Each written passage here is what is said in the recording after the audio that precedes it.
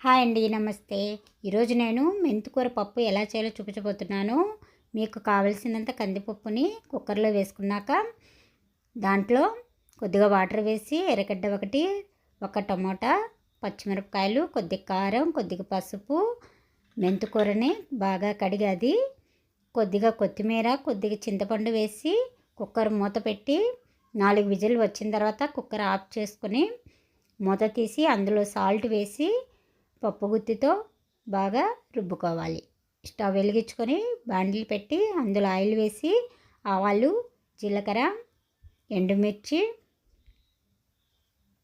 వెల్లుల్లి రెబ్బలు 2, కరివేపాకు, ఉల్లిపాయలు కూడా వేసి బ్రౌన్ కలర్ వచ్చిన తర్వాత రుబ్బిన పప్పుని అందులో వేసి 2 నిమిషాలు కలుపుకుంటే కమ్మనైన మెంతికూర పప్పు రెడీ అవుతుంది.